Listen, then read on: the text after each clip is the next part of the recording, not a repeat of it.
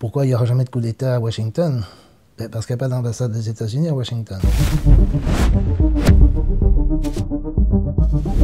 Jean Bricmont, bonjour. Bonjour, Vincent.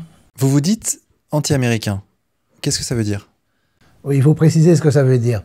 D'abord, j'ai vécu quand même un certain nombre d'années aux États-Unis comme enseignant et comme chercheur en physique et en mathématiques.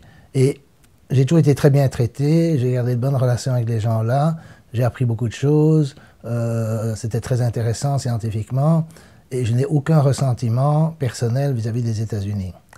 Mais j'ai un regard très critique, et je crois informé, parce que j'ai continué à suivre l'actualité américaine depuis que je n'y vais plus, mais depuis la fin des années 90, et je pense que je peux regarder de l'extérieur cette société, et il y a deux aspects qui me paraissent très graves, l'un externe et l'autre interne.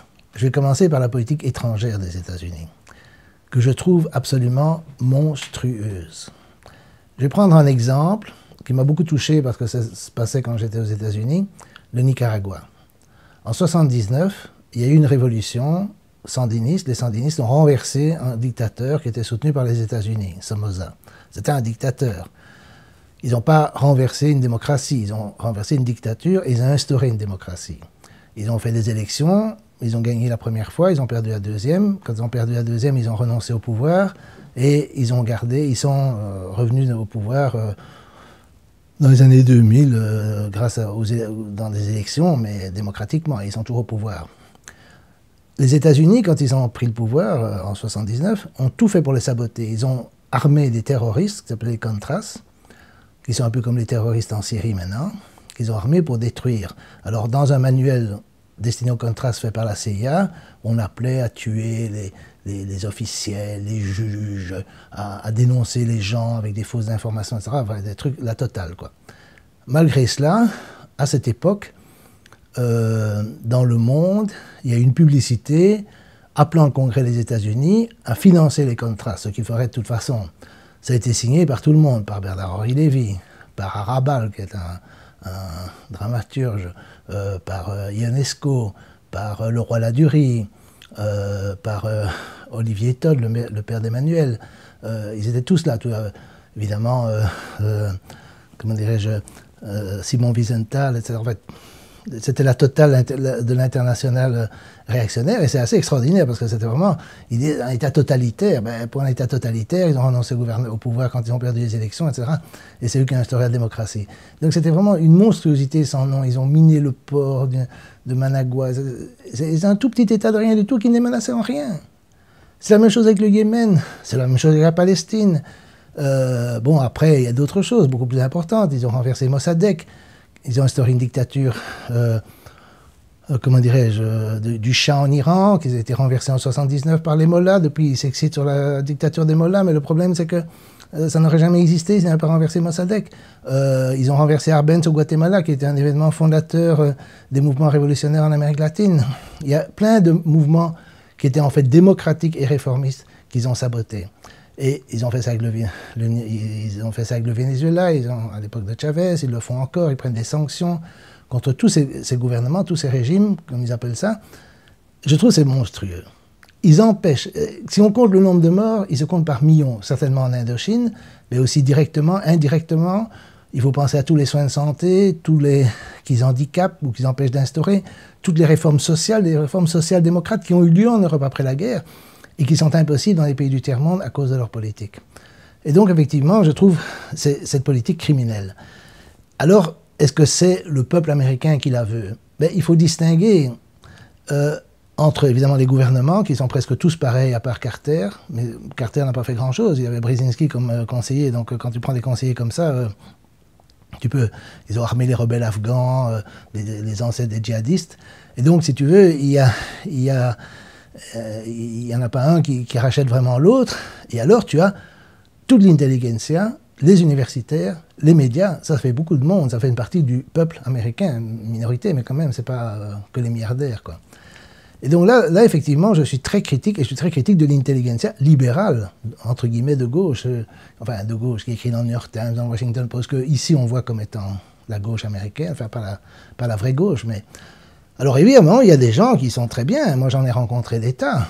J'étais là pendant la première guerre du Golfe. J'ai rencontré Ramsey Clark, qui est un ancien ministre de la Justice, très anti-impérialiste.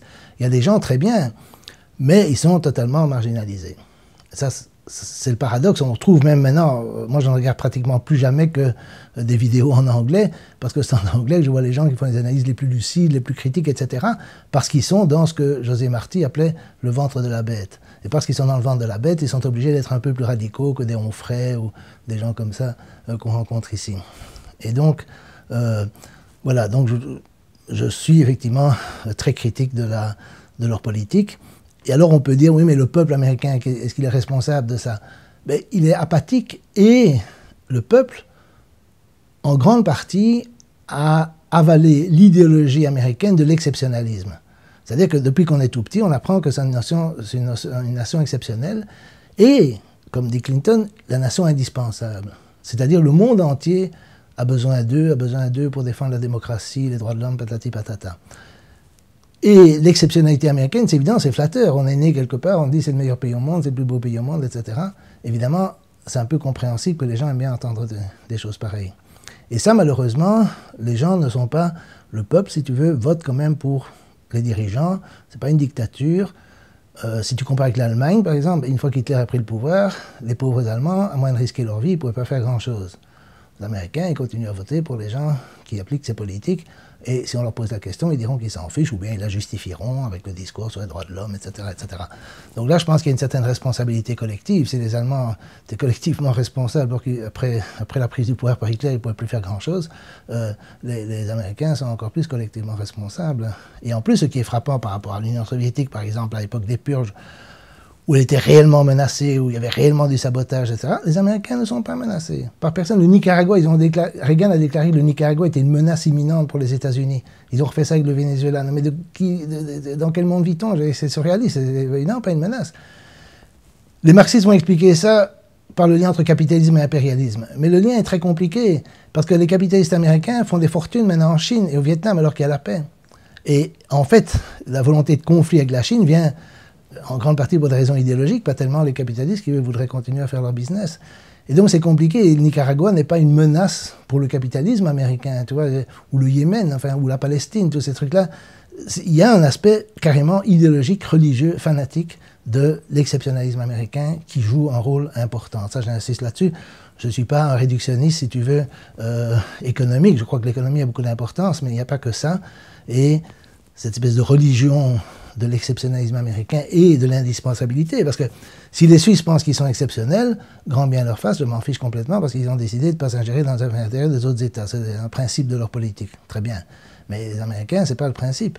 Un des pères fondateurs, John Quincy Adams, disait qu'il souhaitait la liberté pour tout le monde, mais il ne fallait pas aller au-delà des mers chercher des monstres à détruire.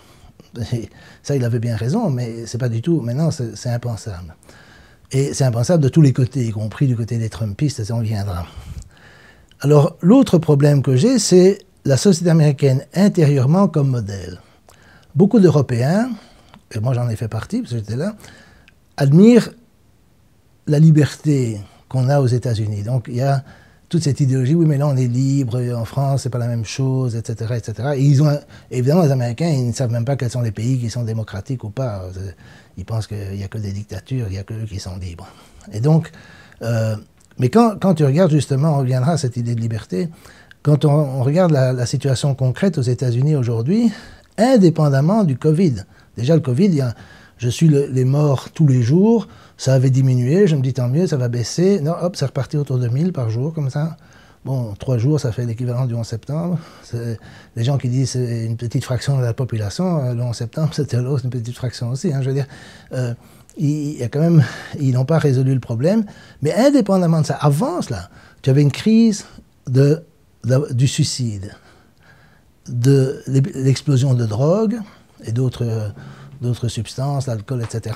Particulièrement chez les gens blancs, sans instruction supérieure, disons qui ont fait le lycée, ce qu'on dirait le lycée ici, mais pas au-delà.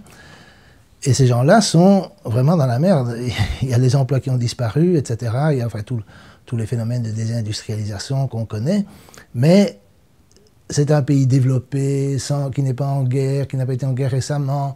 qui est une démocratie libérale, comme on dit, etc., où l'espérance de vie baisse, en tout cas dans ce secteur de la population, et peut-être même dans l'ensemble de la population. Donc ça, c'est quand même extraordinaire, parce que tu n'as pas ça en général. L'espérance de vie a tendance à augmenter, ou au moins à stagner, mais pas à baisser.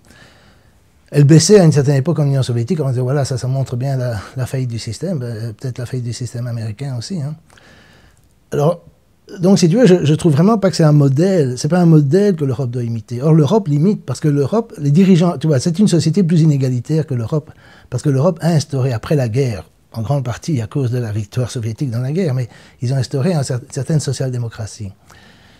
Et cette social-démocratie nous protège encore des chocs jusqu'à un certain point. On a l'assurance médicale, jusqu'à un certain point des pensions, etc. Mais tout ça, l'Europe est contre parce qu'évidemment, les élites préfèrent le modèle américain parce qu'il est plus inégalitaire. Tu vois, tu peux être prof du NIF, gagner beaucoup plus qu'ici, etc. Et donc, il y a une pression constante des élites européennes pour imiter la société américaine et vendre le mythe, le mirage américain. Et moi, je me bats contre ça parce que je ne veux pas cette société pour mes enfants, pour mes petits-enfants, si j'en ai un jour, etc. Et donc, ou pour mes concitoyens. Et donc, je trouve effectivement qu'il faut lutter contre ce modèle, mais évidemment, il y a toute une propagande et toute une mystification. Alors, l'autre aspect auquel je vais venir, c'est la question de la situation politique. Parce que tu pourrais dire, face à cette crise, la crise des suicides, parce que par exemple, ils ont fait un sondage, bon, c'est peut-être pas très significatif, mais c'est pas anodin non plus, où ils ont demandé aux gens, est-ce que vous avez considéré sérieusement, vous avez pensé sérieusement à vous suicider dans les 30 jours précédents, donc juste dans un mois, d'accord ? Ils ont trouvé 25% des jeunes de 18 à 24 ans et 16% entre 24 et 40 ans. Bien sûr, c'est subjectif, mais moi, si tu me poses la question, je ne vais pas répondre, j'avais envie de me suicider, j'ai même pas, sérieusement, j'ai même pas envie, pas sérieusement, tu vois, et sûrement pas dans le mois qui précède. Et donc, c'est significatif d'un état d'esprit de désespoir, tu vois, les gens sont désespérés, il n'y a pas d'espoir, il n'y a pas d'avenir, pour beaucoup de gens. Et ça, pour moi, c'est la faillite de la société. Alors, on peut écrire ce qu'on veut sur les grands principes, mais si on regarde la réalité, c'est une faillite. Et alors, on pourrait se dire, vu cette crise, il devrait y avoir une alternative politique. Mais quand on regarde, il n'y a pas d'alternative politique. Parce que la seule alternative, et encore, je ne suis pas si chaud que ça pour lui, mais c'est Bernie Sanders. Mais 2 fois en 2016 et maintenant, les démocrates se sont arrangés, je ne vais pas rentrer dans les détails, ils n'ont pas manipulé les votes directement, mais ils ont fait les campagnes qu'il fallait pour que Sanders ne soit pas le candidat démocrate. Et donc, ils ont Biden. Et donc, maintenant, c'est Biden ou Trump. Alors, c'est intéressant, je pense, de faire une analyse nuancée de Biden et de Trump, des deux. Et moi, je pense que les deux sont une impasse. Aucun des deux ne va résoudre le problème et aucun des deux ne va réconcilier le pays avec lui-même. Parce qu'en plus, maintenant, ce qu'on voit avec Black Lives Matter, mais pas seulement, avec les contre-manifestants, où il y a des gens qui se tuent maintenant dans les rues des États-Unis. Il y a des tueries, un par jour, tous les 2 jours, toutes les semaines. Enfin, il y a des gens qui sont dans des affrontements entre manifestants. Ce que tu n'as pas en France. Tu as parfois la répression policière, mais tu n'as pas des manifestants qui se tirent dessus à la mitraillette, tu vois. Et donc, tu as une situation d'antagonisme entre les deux camps qui est extraordinaire et qui n'est pas en fait reflété par des questions politiques parce qu'ils n'ont pas de tellement grandes différences politiques. Et il y a un ami à moi, enfin un ami, quelqu'un que je connais qui s'appelle Caleb Maupin, c'est un jeune marxiste américain, il fait l'année suivante qui me paraît plausible, c'est que Biden représente ce qu'il appelle les ultra-riches, c'est-à-dire vraiment la classe dominante, les secteurs des high-tech, les GAFAM, etc., qui veulent stabiliser le système et assurer sa pérennité à long terme. Ils ne veulent pas faire des provocations contre les pays de l'OTAN parce que ça coûte trop cher, des trucs comme ça. Tandis que Trump, c'est l'homme d'affaires qui réfléchit à court terme, qui veut faire du business, etc., et qui soutient les milliardaires, évidemment, mais pas les ultra-milliardaires, pas les gens de genre Bezos, etc. Et ça me paraît assez plausible. C'est-à-dire c'est plus du court-termisme par rapport à l'idée d'une stratégie à long terme de domination impériale. Et donc, je ne sais pas qui est le meilleur ou qui est le pire. Et on voit aussi une inversion où les démocrates ont tellement joué sur les valeurs, tellement joué sur le mépris du peuple, ont tellement absorbé les intellectuels qui, de façon spontanée et naturelle, de façon répétée, méprisent le peuple, que maintenant on en a un point où les républicains représentent plus les travailleurs que les démocrates, alors que les républicains, contrairement au Front National ici ou au Rassemblement National, ne font aucune démagogie populiste, ils sont totalement pour le grand capital, c'est ouvert, etc. Mais ils font la démagogie sur la question des valeurs, et comme les démocrates ont tellement méprisé le peuple sur ces questions, finalement, une partie importante du peuple se tourne vers les républicains. C'est assez extraordinaire d'en être arrivé là, mais c'est ce à quoi ils sont arrivés. Et donc, si tu veux, Biden et Trump, moi je pense que, bon, il n'y en a pas un qui rachète l'autre, mais c'est intéressant aussi de voir que maintenant, il y a ce qu'on pourrait appeler comment dirais-je, une révolution colorée en marche. C'est-à-dire, enfin, on verra ce qui va se passer, je ne suis pas prophète, mais tu sais, il y avait une plaisanterie, tu connais peut-être, qui circule en Amérique latine, c'est pourquoi il n'y aura jamais de coup d'État à Washington? Parce qu'il n'y a pas d'ambassade des États-Unis à Washington. Et oui, tu la connais, bon. Et donc, ça c'est courant. Et alors, si tu veux, mais il pourrait y avoir quand même un coup d'État à Washington, c'est-à-dire, tu vois, les révolutions colorées, ça fonctionne toujours comme ça. L'opposition, qui veut renverser le gouvernement, avant les élections, comme en Biélorussie, en Ukraine, au Venezuela, annonce que les élections vont être truquées par le pouvoir. Et puis quand les élections ont lieu et que le pouvoir gagne, Poutine ou Loukachenko, peu importe, ils annoncent qu'évidemment, comme ils l'avaient prévu, il y a eu fraude. Et alors, il y a des manifestations de rue, etc., etc. Et maintenant, les démocrates sont déjà en train de dire que Trump risque de refuser le verdict des urnes et des trucs comme ça. Tu vois? En attendant, il y avait un article dans le Figaro, qui reprenait un article du New York Post, mais d'un type de gauche qui est pro-Sanders et qui ne veut pas soutenir Biden et qui explique comment les démocrates fraudent. Parce que tu vois, tu as le vote par correspondance. Alors tu as deux sortes de votes. Tu peux aller t'enregistrer comme un Américain qui vivrait ici, qui irait au consulat, il s'enregistre, et puis il vote, il envoie ça. Hein, son vote par correspondance, ça c'est OK, Trump n'a rien contre ça. Mais alors il y a aussi des gens qui en envoient des enveloppes dans les maisons de retraite ou je ne sais pas quoi, et puis qui peuvent voter mais sans jamais s'identifier. Il n'y a pas de carte d'identité aux États-Unis, donc l'identification n'est déjà pas facile. Et ça, c'est évidemment la porte ouverte à toutes sortes de fraudes. Et le type explique qu'on peut aller chercher les enveloppes chez les gens, puis les décoller, changer les bulletins. Enfin bon, toutes les fraudes sont possibles. Et là, Trump est contre. Et donc, si Trump perd, il peut blâmer ça. D'un autre côté, si, par exemple, Trump gagne le collège électoral comme en 2016, mais perd le vote populaire comme en 2016, parce qu'il n'y a pas de...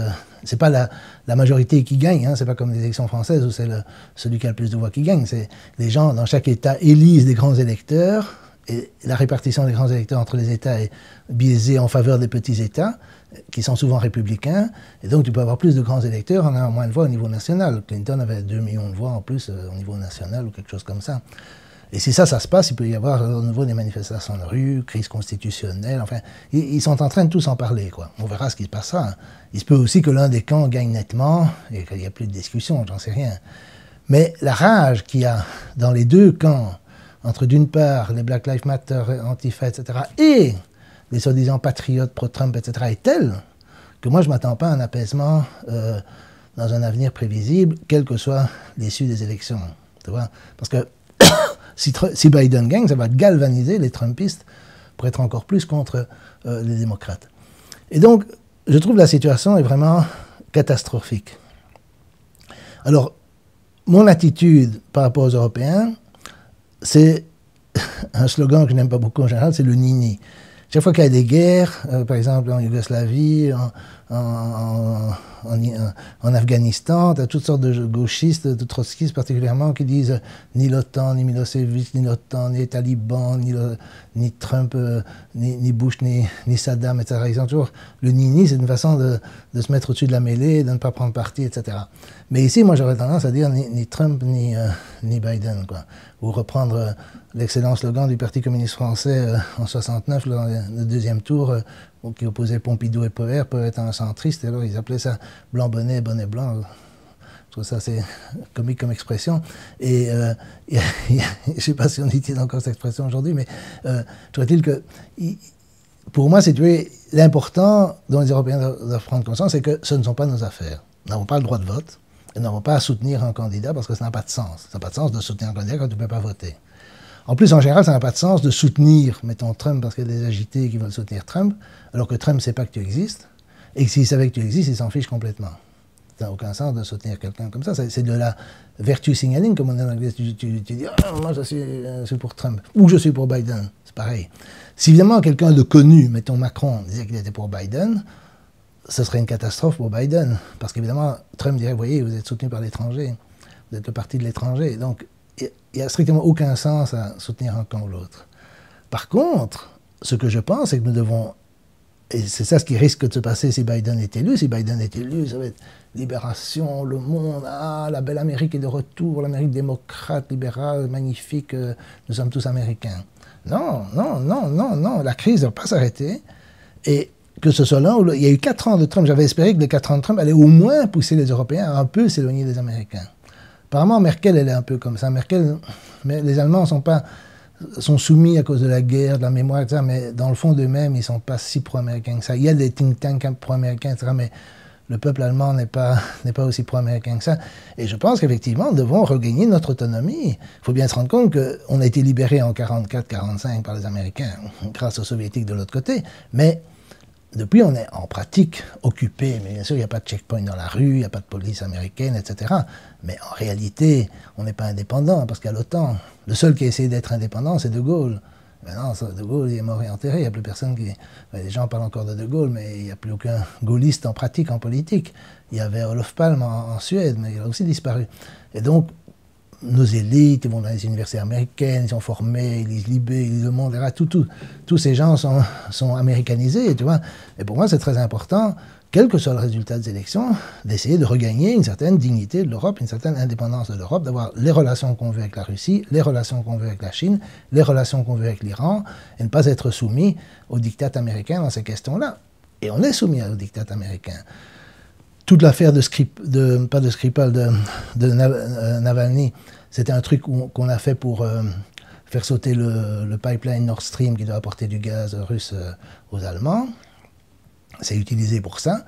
C'est utilisé pour ça en premier lieu par les Verts allemands, ce que je trouve assez extraordinaire. Les Verts allemands qui sont pacifistes et qui sont les plus agités dans l'agitation anti-russe. C'est assez extraordinaire. Et, comment dirais-je, voilà, je pense qu'effectivement, nous devons établir les relations qu'on veut avec la Russie sans se préoccuper de Navalny. C'est un peu ridicule de dire qu'on ne veut pas avoir d'importer du gaz russe alors qu'on importe du pétrole d'Arabie Saoudite qui décapite des gens. Je veux dire, c'est pour les droits de l'homme qu'on n'a pas importé des matières premières d'un pays.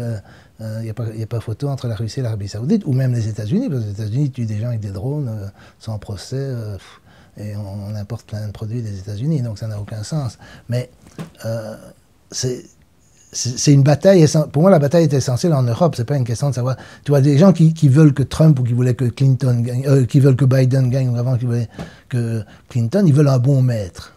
Ils veulent que les États-Unis soient nos maîtres, mais qu'ils aient un bon maître. Tu vois, moi je refuse la colonisation. Mais De Gaulle disait les colonisés ne veulent pas se débarrasser de leur colonisation. Ça. Et il disait déjà ça dans le temps à propos des autres Européens. Et ça, c'est toute la bataille en Europe tourne autour de là. Et donc je pense effectivement il faut se détacher, il faut avoir une vue lucide du modèle ou du contre-modèle américain et essayer de s'en détacher. En fait, moi, la question que je me posais, c'est, au fond, ceux qui défendent Trump disent que c'est le moins belliciste des candidats, et que donc c'est dans notre intérêt qu'il soit élu. Oui, je sais. Qu'est-ce que tu en penses, toi, de ça? Mais d'abord, on dit qu'il n'a pas commencé de nouvelle guerre. C'est vrai. Mais avec qui est-ce que Biden va faire une guerre? C'est pas clair quand tu regardes la carte. D'abord, ils vont pas faire la guerre, ça c'est un fantasme, ils vont pas faire la guerre à la Russie et à la Chine, sauf par accident. Parce qu'une puissance nucléaire ne va pas faire de guerre à une autre puissance nucléaire, sinon c'est la destruction mutuelle assurée.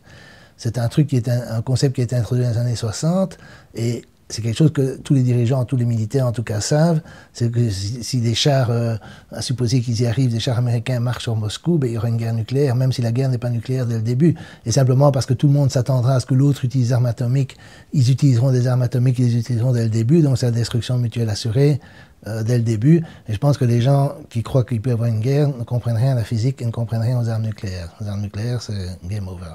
Tu annihiles Moscou, tu annihiles Kiev, tu annihiles, enfin pas Kiev, c'est en Ukraine, Washington, Moscou, New York, etc. en quelques secondes, et il n'y a personne qui veut ça. Donc ça, délibérément, ils ne le feront pas. Contre l'Iran, c'est un gros morceau. Hein. Je ne suis pas sûr que les généraux américains ont envie de... il ne faut pas oublier que si la guerre se fait avec les généraux, d'accord? Et les généraux doivent donner leur accord. Alors je ne sais pas très bien comment ils vont faire la guerre à l'Iran. Et ailleurs, quand je regarde sur la carte, il peut y avoir une guerre par accident, comme il y a eu avec Sarajevo en 1914. Mais, parce qu'il y a des armes partout, il y a des plans, il y a tout ce que tu veux. Mais ce n'est pas la même chose qu'une attaque délibérée, tu vois. Et comme ils ont fait avec l'Irak, par exemple, tu vois. Et l'Irak, ça s'est pas tellement bien terminé. L'Afghanistan n'a toujours pas terminé. Je ne pense pas qu'ils vont s'attaquer à l'Iran. Ce qu'ils font, et Trump le fait aussi, ce sont des sanctions. Et ces sanctions sont monstrueuses. Tu vois, moi, je ne pourrais pas, en mon âme et conscience, soutenir Trump, ou bien que ça n'a pas de sens, mais dire que je soutiens Trump, et puis me dire solidaire des Palestiniens, il a donné Jérusalem à Israël comme capitale, des Vénézuéliens, des Cubains, des Iraniens, de tous ces gens qui souffrent des sanctions de Trump. Je ne pourrais pas, ou des Russes, je ne pourrais pas.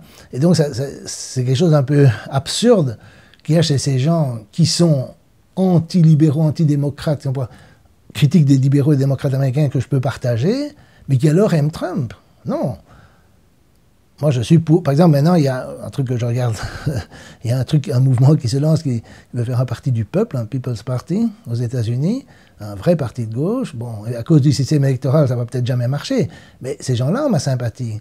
Mais pas Trump. Trump n'est pas l'alternative valide aux démocrates.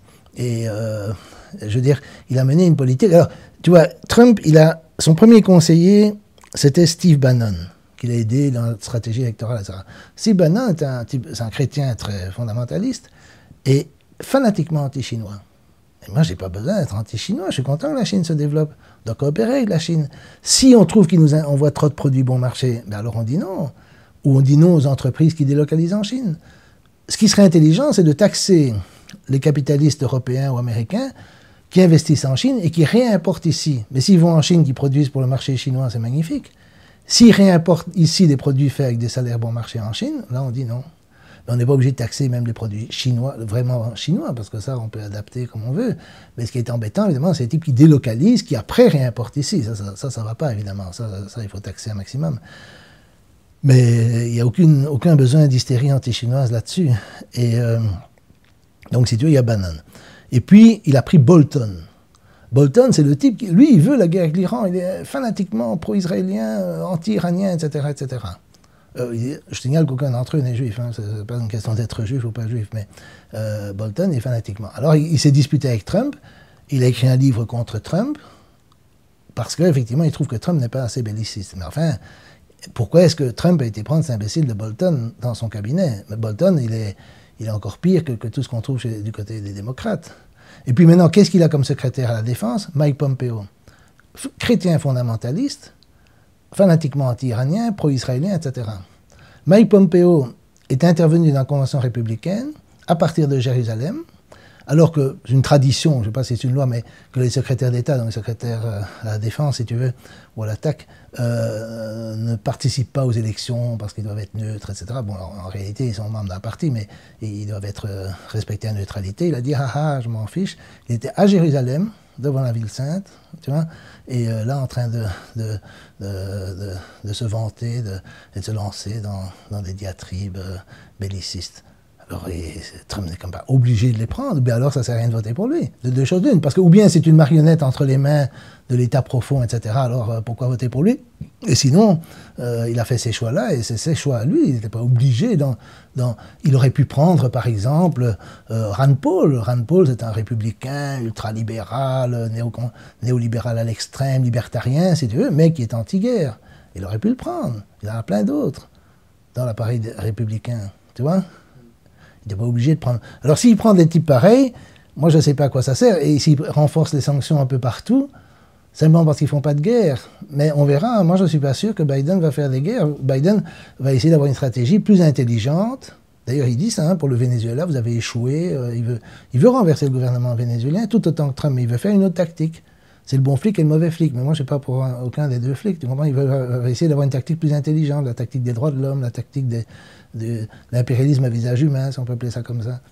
Je suis contre tous les impérialismes, mais je ne vois pas pourquoi il faudrait soutenir Trump. Jean Brécon, merci beaucoup. Vincent, merci.